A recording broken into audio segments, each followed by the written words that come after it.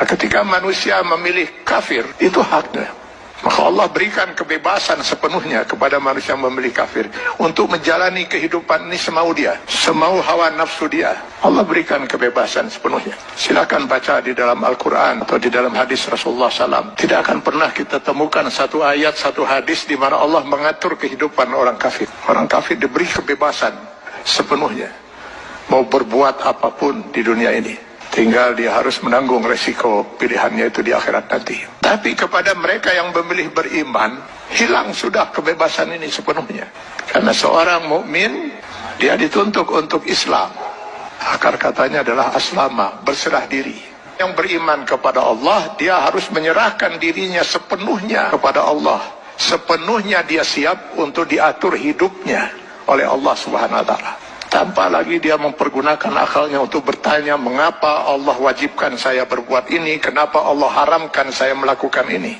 Kalaupun pertanyaan itu muncul dalam dirinya, maka keimanan dia akan menjawab, saya lakukan ini karena Allah perintahkan, dan saya tinggalkan hal ini karena Allah melarangnya. Itu jawaban seorang mukmin. Dia tidak akan berusaha mencari ilah hukum, alasan hukum, apa manfaatnya, apa hikmahnya. Karena keimanannya akan mengatakan, semua yang diperintahkan Allah pasti ada manfaatnya, dimengerti atau tidak dimengerti oleh akal dia. Semua yang dilarang Allah pasti ada mudaratnya.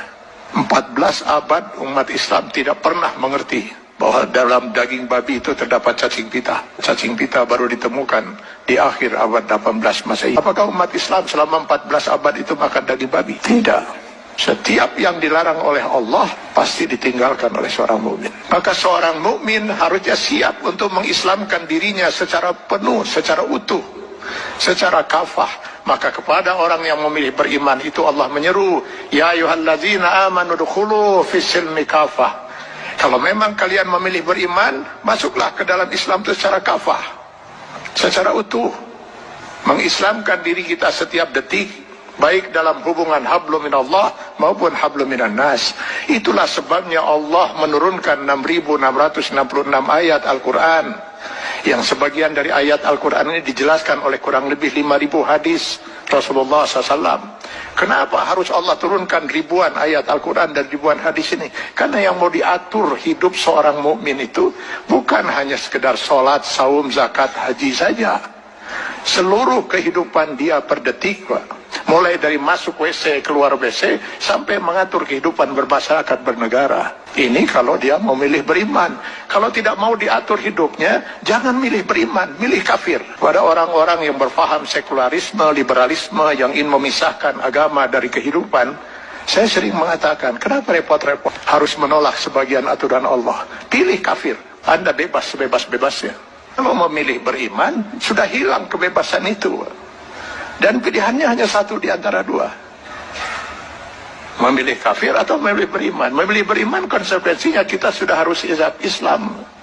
Mengislamkan diri kita, menyerahkan sepenuhnya diri kita untuk diatur hidup kita oleh Allah Subhanahu wa Ta'ala. Karena itu setiap orang mukmin sadar betul bahwa selama tidaknya dia termasuk orang yang ditangisi oleh tidak oleh Rasulullah SAW, dia harus bisa mengislamkan dirinya setiap saat.